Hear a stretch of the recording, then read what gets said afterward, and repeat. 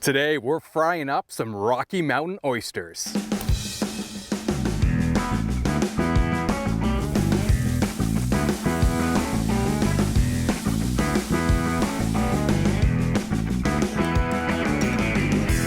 Whether you're an adventurous eater or maybe you lost a bet, moose balls, also known as Rocky Mountain oysters, are shockingly delicious.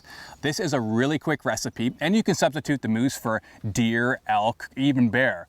Today we're actually going to be cooking with 3 moose testicles and 2 deer testicles. This is also a great dish to cook up in hunt camp as a tasty app. First off, you're going to need a small sharp knife. Make sure to touch it up before you begin. A diamond sharpener like this makes quick work on our knives. When it comes to testicles, the meat is actually housed within a couple different pouches, 3 in all if you include the hide of the animal.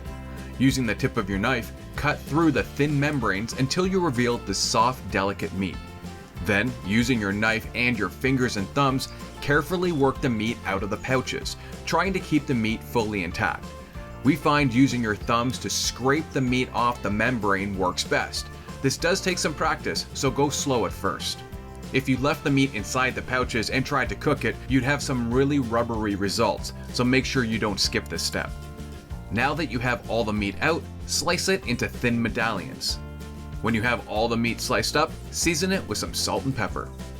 This is a good time to now make your dipping sauce. In a bowl, mix together Miracle Whip, ketchup, yellow mustard, and some pepper.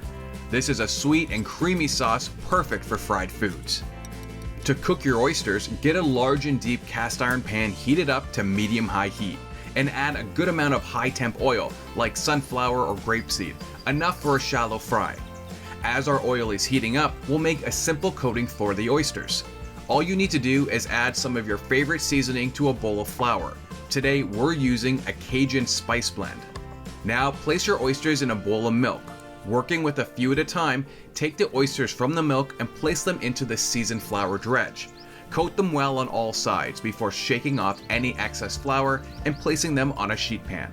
You could also use a breadcrumb mixture here, but we do find a seasoned flour dredge works best for the texture as well as it staying on the meat after the cook.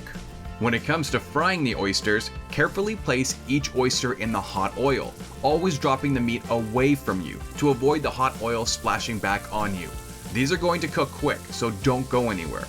After a couple of minutes, you should start seeing some browning around the edges. When you see this, carefully flip them over to brown the other side as well. Once the other side is browned, remove the oysters and immediately season them with some salt. The hot oil on the oysters will help bind the salt.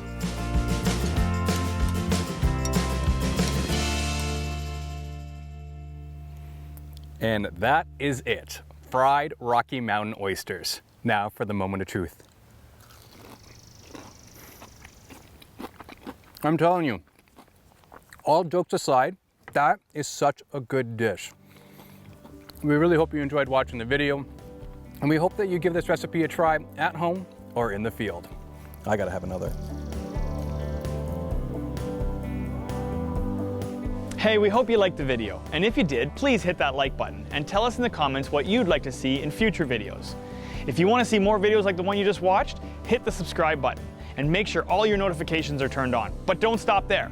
If you want to keep up on all of our adventures across Canada, follow us on our Facebook, Instagram, and TikTok channels.